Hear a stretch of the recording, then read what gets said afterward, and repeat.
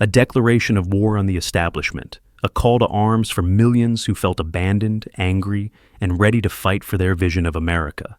Jack Morgan wasn't just running again. He was rewriting the rules.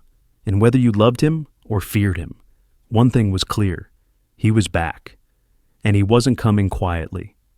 As Jack Morgan's voice echoed through the heartland, across the polished halls of the White House, President Caroline Avery stood motionless in the Situation Room. Her expression was stone. Her advisors surrounded her, some nervous, some angry, all alert. The red light on the conference line blinked steadily.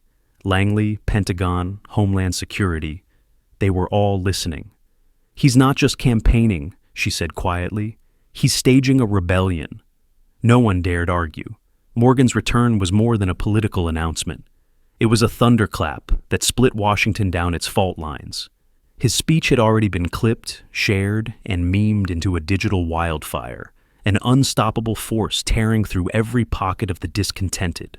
But President Avery wasn't about to let the country fall back into what she called the chaos years. "Jack Morgan doesn't get to walk back in and crown himself king," she snapped. "Not on my watch." She turned to General Robert Kane, National Security Advisor. "Activate Project Sentinel.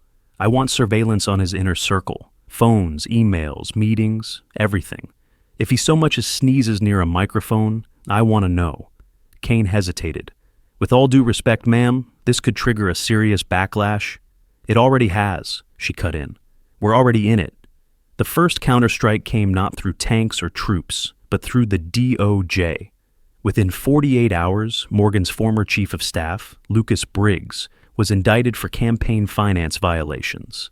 Then came a wave of media stories, leaks, and subpoenas targeting Morgan's allies.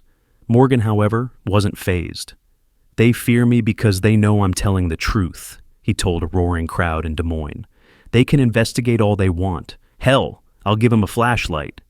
His supporters laughed, roared, waved flags. But behind the curtain, even Jack's team knew the game had changed. This wasn't just an election. It was a shadow war. One side controlled the institutions. The other controlled the hearts of millions. Emily Ray, the factory worker, posted a video from her bedroom that went viral overnight. "They're trying to silence him. If they can do it to him, they can do it to us." And just like that, lines were drawn. President Avery had launched her first strike. Jack Morgan had fired back with fury. And America? America was holding its breath because this storm was just beginning. While Washington traded subpoenas and press briefings, something far more volatile was stirring across America. It began in places the media rarely showed: truck stops in Oklahoma, union halls in Michigan, dusty diners in Nevada. Folks who'd long felt invisible were now glued to every word Jack Morgan said. But it wasn't just nostalgia. No, this time it felt like war. In Springfield, Missouri, steelworker Rick Dalton watched the DOJ press conference on a flickering TV above the bar. "They're going after Morgan because they can't control him," he muttered. "Same way they came after us when the plant shut down." Around him, heads nodded in silent agreement. Morgan had become more than a candidate. He was a mirror, reflecting every frustration, every job lost, every promise broken. And President Avery's aggressive countermeasures, they only fed the fire. In Ohio, thousands marched down Main Street with homemade signs: "I am Jack Morgan, truth over tyranny," and "We will not be silenced." The rallies weren't just big, they were emotional. People cried, veterans saluted, children painted Morgan's name across their cheeks in red and blue. Inside the White House, the panic was growing. "They're treating him like a folk hero," said Press Secretary Melinda Shaw, pacing the West Wing. "We try to discredit him, and they turn him into a martyr." But Avery wouldn't back down. "We don't govern by mob sentiment," she said coldly. "We hold the line." Yet the line was already cracking. Morgan's team rolled out a new campaign video, grainy footage of shuttered factories, grieving families, forgotten towns. Over it, Morgan's voice: "They took everything from you. I'm here to take it back." It hit like lightning. Donations poured in, volunteers tripled, even traditionally blue counties began polling red. Back in Des Moines, Emily Ray stepped on stage beside Morgan. "You spoke for us when no one else would," she said, voice trembling. "Now we're speaking back. The crowd erupted. The system had underestimated Jack Morgan, and now the people were rising, not just in protest, but in purpose. This wasn't just a campaign anymore. It was a reckoning. The stage was set in Atlanta. 2 podiums, 2 flags. Millions watching. Jack Morgan stood tall, eyes calm but burning underneath. Across from him, President Caroline Avery adjusted her notes with mechanical precision. This wasn't just a debate. It was a reckoning 2 years in the making. "Let's begin," the moderator said, voice steady but tight. "Mr. Morgan, first question. Do you still stand by your statement that this administration has betrayed the soul of America?" Morgan didn't blink. "I do, because they have. They sent our jobs overseas, locked our voices out, and now they're trying to jail dissent." He leaned in. "You can't indict half a country, Madam President."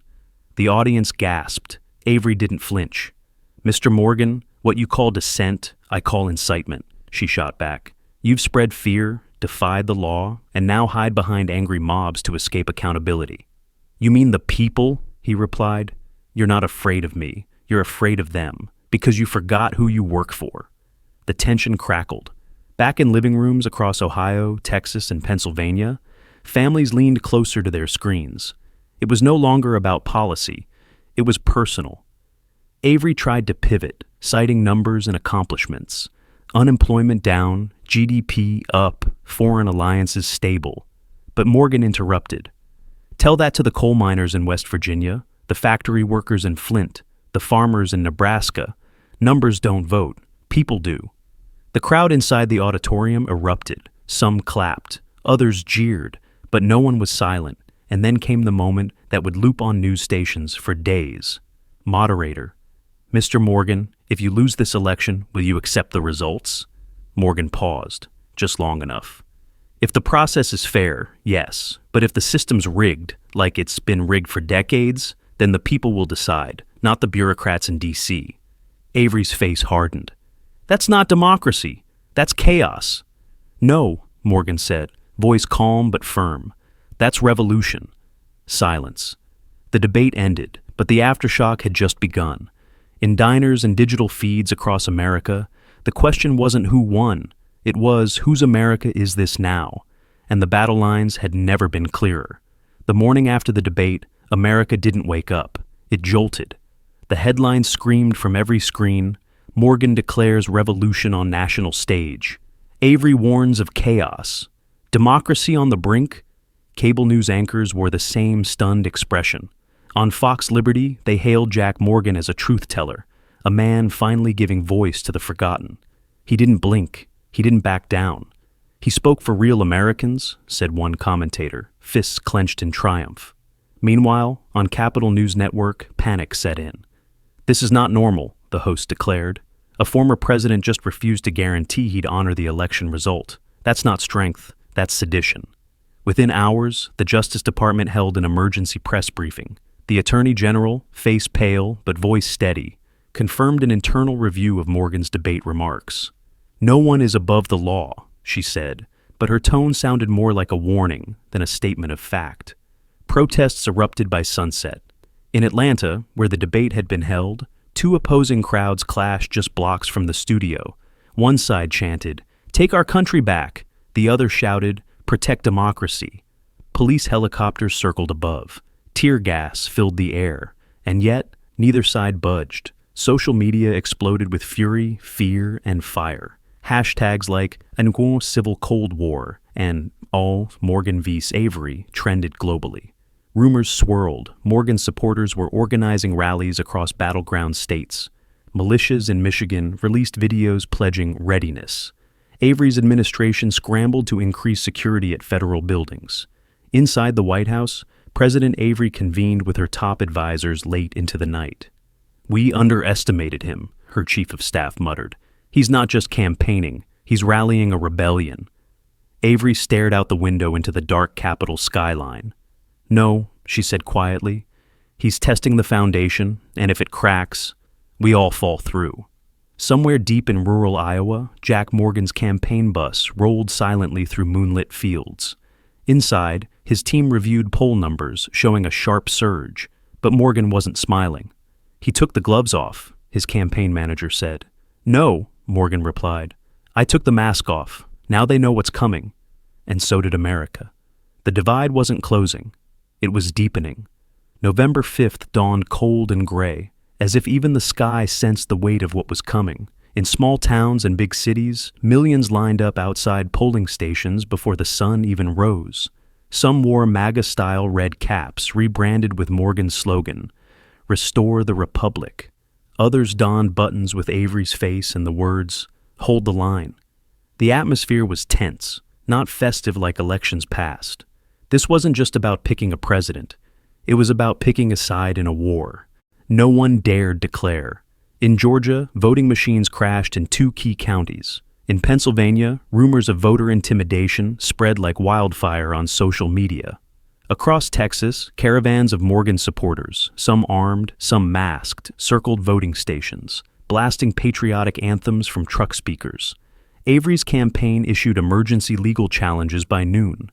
At 3:47 p.m., a bomb threat shut down a polling center in Milwaukee. It was fake, but the fear wasn't. Jack Morgan cast his ballot in Des Moines, surrounded by supporters chanting his name like a prophet. "This is the day we take our country back," he said. His voice was calm, his eyes electric. Caroline Avery voted in D.C. behind closed doors, under tight security. Her face was drawn. She didn't smile. "Let the people speak," she told reporters. But the tremble in her voice betrayed what everyone was thinking. The people might not speak. They might scream. By nightfall, cable news was on fire. Exit polls showed razor-thin margins in key swing states. Florida, too close to call. Arizona, leaning Morgan. Michigan, chaos. Reports surfaced of hacked voting databases in 2 districts. The FBI launched an investigation, but Morgan's team preemptively cried foul, blaming the Avery administration. At 11:58 p.m., Jack Morgan stepped on stage in a barn-lit rally in Ohio. The votes weren't all counted, but he didn't wait. "I have seen the numbers. We won. The people have spoken," he declared to a roaring crowd. "If they try to steal this, we will not be silent." 2 minutes later, Avery's campaign issued a statement. Premature declarations are dangerous. Every vote must be counted. And just like that, the cracks in America's democracy split wide open. The sun had set on Election Day, but the storm was only beginning. The morning after the election, America didn't wake up. It stayed in a nightmare. The official results were still days away, but that didn't stop the streets from boiling. Across red states, Morgan supporters flooded courthouses and state capitals, waving flags and screaming, "Stop the steal!" In downtown Atlanta, hundreds gathered under pouring rain, demanding the state certify Morgan's victory.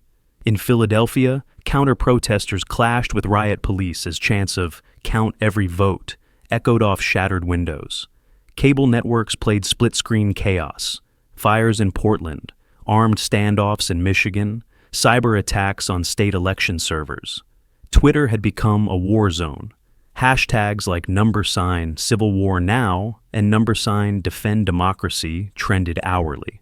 Fake videos of ballot dumping and rigged machines went viral before fact-checkers could blink. Morgan tweeted relentlessly, "They're trying to steal it. We won't let them." Each post ignited a new firestorm. Meanwhile, President Avery remained mostly silent. She appeared only once on camera, her face pale, her voice restrained. "The process must be respected," she said. "Violence will not determine our future." But her calm only fueled Morgan's fire. He accused her of hiding behind bureaucratic lies. Then came the turning point. In Arizona, a state election official received a bullet in the mail, along with a note, "1 down, 50 to go." In Wisconsin, 2 poll workers were assaulted by men in tactical gear. And in Texas, an armed militia took over a small-town courthouse for 6 hours, demanding the governor declare Morgan the rightful president. That night, federal forces were deployed to several major cities. Martial law wasn't declared, but the line had never felt thinner. Jack Morgan called for Patriot defense zones around key election centers. "If the government won't protect democracy, we will," he told followers in a live stream viewed by over 12 million. His face was hard. His tone, final. Behind closed doors, Avery's aides begged her to act. Some urged a national address. Others whispered the unthinkable, preemptive emergency powers. But she hesitated. The margin was too close. The nation too fragile. The countdown had begun. Not to certification, but to collapse. And still, no winner was declared. Just two Americas, staring each other down, waiting to see who'd blink first. What we just witnessed in the story isn't fiction. It's a reflection of a truth too many take for granted. Democracy doesn't survive on autopilot. It needs more than elections, votes, or speeches. It needs people, citizens, who are willing to uphold the rule of law, respect the process even when it hurts, and place the country above their personal tribe. It needs leaders who don't pour gasoline on chaos just to gain power. And it needs all of us, not just to show up at the ballot box, but to stand up when the system is under attack. What happened in this chapter, the rising tension, the manipulated anger, the disinformation, and the violence, didn't come from nowhere. It came from neglect, from years of letting division grow unchecked, from ignoring the warning signs that truth was losing ground. The real danger isn't the person who shouts the loudest. It's when the silent majority stays silent too long. We can't wait until the courthouse is surrounded, until the polls are overrun, or until a nation is split in two to finally say, "This has gone too far." Freedom requires effort, and peace demands courage. The lesson is simple but urgent. If we don't protect democracy every day, someone will decide it's theirs to take, and they won't ask your permission. So, ask yourself, are you a spectator in your country's future, or are you one of the guardians of it? Because in times like these, silence isn't neutral. It's a choice, and it has consequences.